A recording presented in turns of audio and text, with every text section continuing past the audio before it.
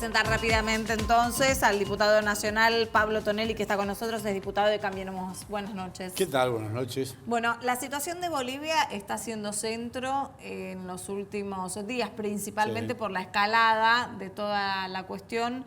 Y en este sentido se abre, al menos en la clase política argentina, dos visiones diferentes. Que me gustaría saber usted qué visión tiene, si considera que la situación institucional en Bolivia se trata de un golpe de Estado o no. Bueno, nosotros casualmente, yo vengo de la reunión del interbloque que no había concluido cuando vine para acá y nos pusimos de acuerdo en una declaración que seguramente vamos a presentarle mañana al Pleno de la Cámara, expresando la preocupación por la situación en Bolivia, que claramente implica una ruptura o un quiebre en el orden institucional, que requiere que alguien asuma el gobierno, ya lo ha hecho la senadora Áñez, y que haya una inmediata convocatoria a elecciones con todas las garantías de la ley para evitar que pase lo que pasó en el último proceso electoral, en el que hubo denuncias de fraude que después fueron efectivamente confirmadas. Así que en ese sentido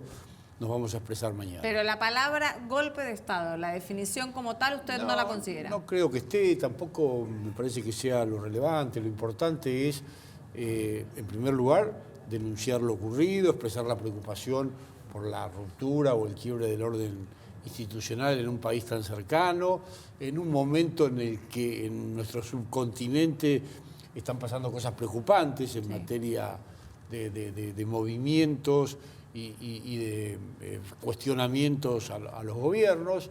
En eso me parece que es importante tener una actitud muy firme en defensa de la legalidad, de la constitucionalidad, inclusive estar dispuestos a ayudar en lo que podamos, por ejemplo, dando asilo o refugio o resguardo a quienes lo pidan, si tienen temor por sus vidas o por su seguridad.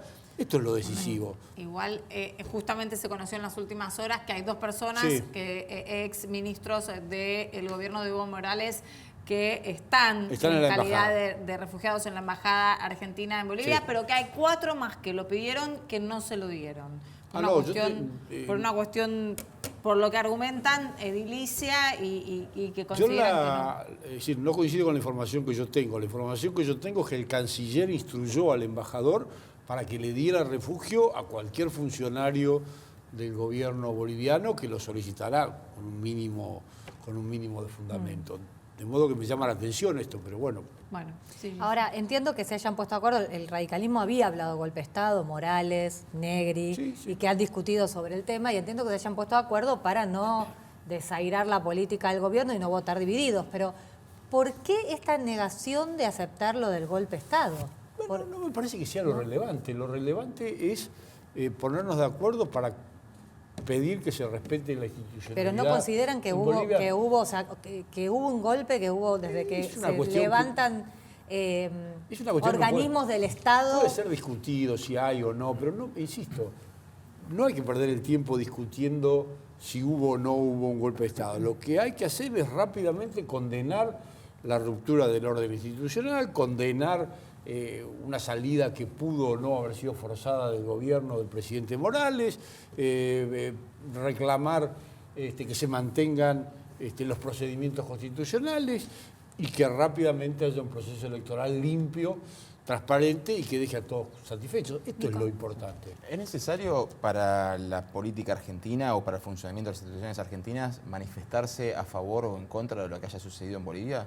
Porque por ahí el debate tendría que haber sido por ahí ese, si estamos de acuerdo o no en manifestarnos de algo que Yo no creo que vecino. nosotros debamos manifestarnos a favor o en contra, pero lo que sí me parece muy importante para la Argentina y para toda la región es que el gobierno se manifieste muy enérgicamente en contra de cualquier alteración del orden constitucional, del orden institucional y de cualquier ruptura de ese orden, porque no queremos aceptar ni tolerar que esas cosas ocurran y tampoco queremos aceptar malos ejemplos en la región. Ya hay bastantes problemas como para aparecer titubeando o dudando ante una situación en la cual claramente está comprometida la legalidad. Ahora, Tonelli, entre las cosas anómalas y cuestiones no claras que está exponiendo la situación en Bolivia. Incluso está la asunción o esta especie de proclamación, autoproclamación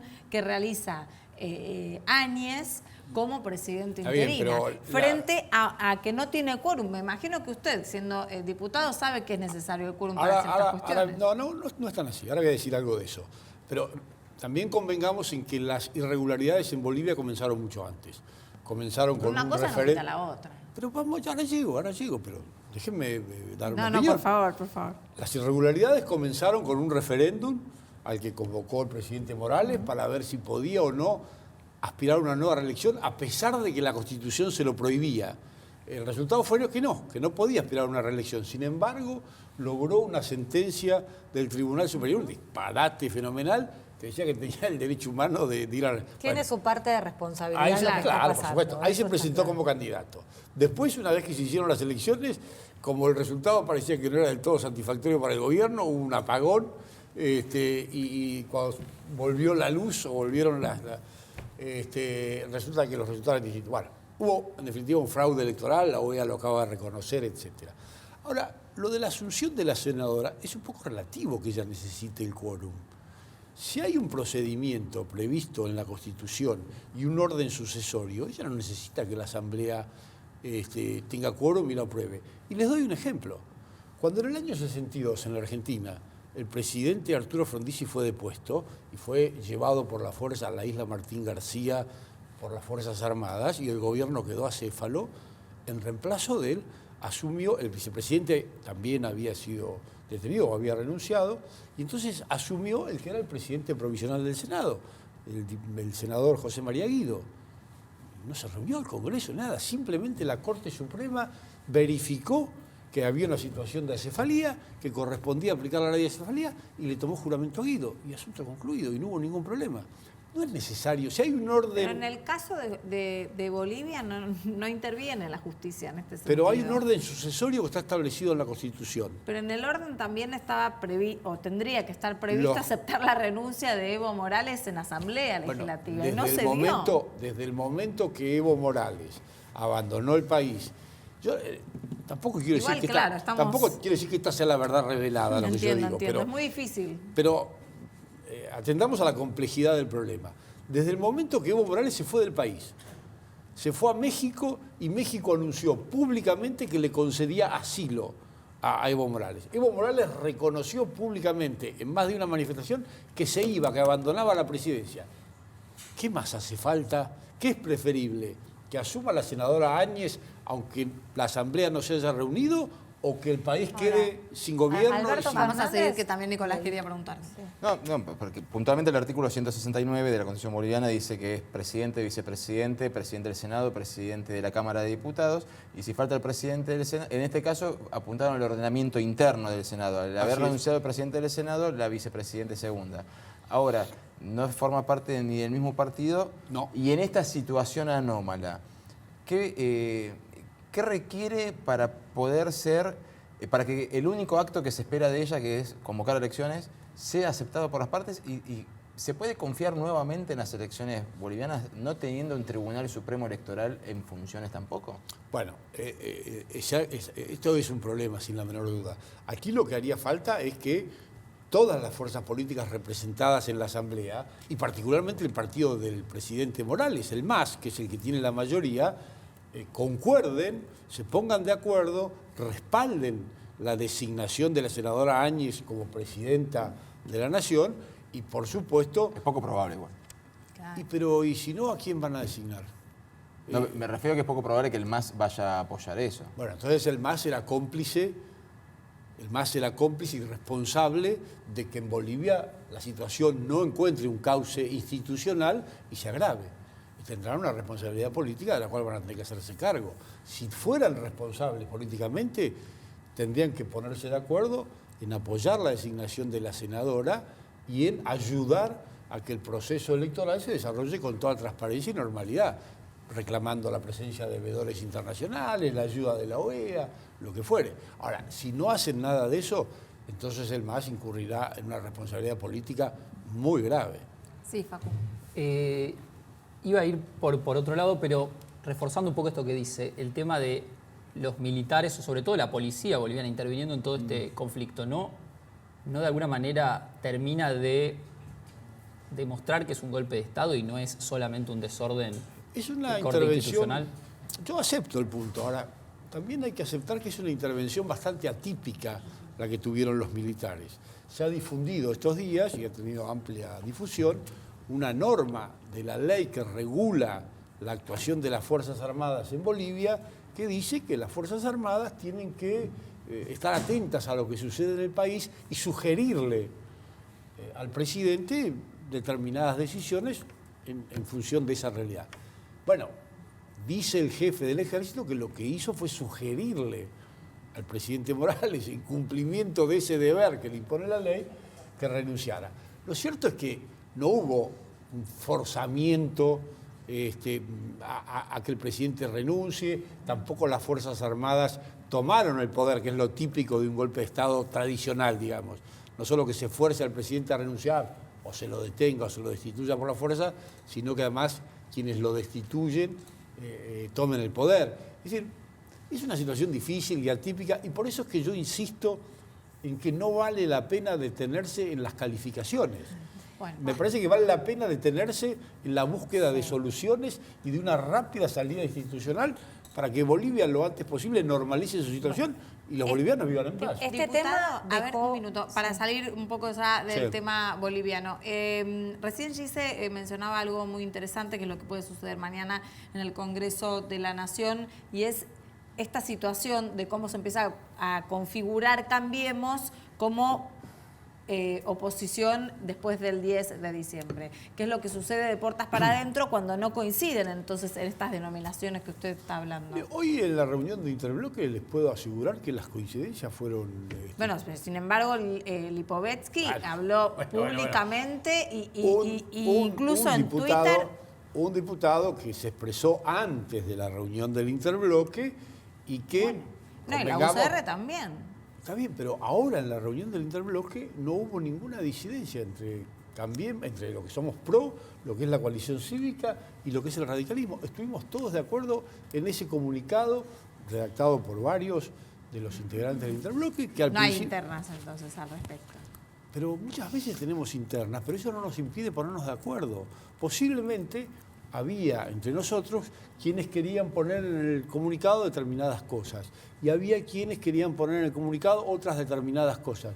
Pero rápidamente nos pusimos de acuerdo en un texto que nos dejó tranquilos a todos y que todos vamos a apoyar, no conozco el caso particular de Lipovetsky, pero todos vamos a apoyar mañana en la reunión de la Cámara, no tengo dudas de eso. Ahora, las internas, si las tuvimos, las resolvimos de la manera más democrática que puede haber. Diputado, lo que quedó claro es la diferencia abismal que existe sobre el tema de la política exterior entre Alberto Fernández y Mauricio Macri. Estuvieron hablando, no se pusieron de acuerdo. ¿Puede complicar la transición? No creo. Cada uno se tendrá que hacer cargo. Las diferencias son muy notorias. Yo creo que en el caso particular del Frente para la Victoria, el pecado de ellos, el error de ellos, es analizar las relaciones internacionales bajo la óptica de la ideología. Fíjense que ellos nunca jamás pidieron una sesión especial cuando Bachelet presentó su informe en el que denunció 7.000 muertes en Venezuela, persecuciones, ejecuciones, una cosa espantosa, infinitamente más grave que lo que está pasando en Bolivia. Y sin embargo ellos de eso no hicieron nunca ninguna cuestión. También está corriendo a lo mejor algún riesgo el gobierno de Piñera en Chile, pero de eso el Frente para la Victoria no dice nada, porque como ellos dicen que Piñera es de derecha y ellos los de derecha no les gusta, no dicen nada. Es verdad que marcan diferencias. La diferencia me parece con Chile es que Piñera controla, digamos, no hubo ningún organismo del Estado ni ninguna fuerza que se le haya revelado que desconozca el mando de Piñera. Pero hay una situación difícil. Claro que sí. Y hay algunas, digamos, por suerte la enorme mayoría de la gente en Chile se manifiesta de manera pacífica y muy civilizada, pero no cabe la menor duda que hay pequeños grupos que están queriendo sembrar el caos en Chile.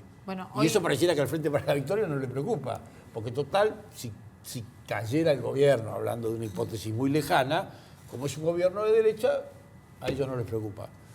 Al momento de construir relaciones internacionales, ¿no? Vuelvo a esta diferencia entre Alberto Fernández y Mauricio Macri.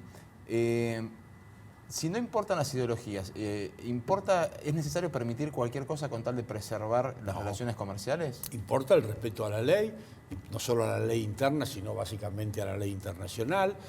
Importa el cumplimiento de los acuerdos, eso es lo que importa.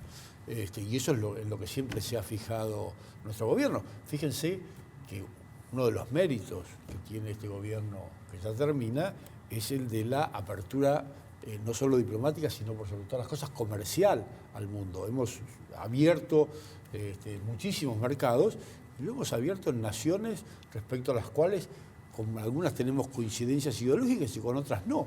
Pero si son países que respetan la ley, que respetan los compromisos, que cumplen los acuerdos, pero encantados de la vida. Cada uno sabe lo que le conviene dentro de sus propias fronteras. Y diputado, ¿y eso corre riesgo, digamos, con la nueva administración, que se cambie esa política de apertura de mercados? Yo no me atrevo a decir que no corre riesgos, porque, insisto, veo que la política exterior del Frente para la Victoria contiene una carga ideológica exagerada que les hace mirar las cosas a través de un cristal que no es el del interés del país, el de la conveniencia de la Argentina y de los argentinos, sino el de sus gustos personales. De manera que no, ojalá no, pero no me atrevo a negar que haya riesgos en ese sentido. Y entonces, con todo el contexto latinoamericano revuelto, ¿no? Y en la Argentina, que hablábamos antes del programa, que por suerte no ha tenido este tipo de situaciones en estos días, al menos, ¿no? No recordemos historias pasadas. ¿Usted cree que cuál fue la situación? Que la clase política entera, al Frente de Todo, Juntos por el Cambio, todos entendieron mensajes de lo que hemos vivido, por ejemplo, en el 2001. Es posible, ojalá sea eso, ojalá efectivamente estemos maduros frente a determinadas situaciones extremas y sepamos entre todos limitar nuestras discusiones a las cosas que son discutibles y en cambio no discutamos las cosas que son esenciales y que deberían estar más allá de cualquier disputa partidaria, como es el respeto a la Constitución, el respeto a las normas, el respeto a los derechos de las personas, el respeto a los derechos humanos. Ojalá sea esto, sí. Y a partir del 10 de diciembre, ustedes como oposición, ¿cómo van a plantarse frente a un gobierno con el que no coinciden? Nuestra intención es hacer, para decirlo en términos rápidos, lo contrario de lo que hizo el Frente para la Victoria con nosotros. Es decir, no poner palos en la rueda, hacer una oposición constructiva, en la medida que nos dejen, en la medida que el gobierno acepte el diálogo, acepte la búsqueda de consensos y de acuerdos. Nosotros estamos listos para hacer una oposición constructiva y un modelo de oposición.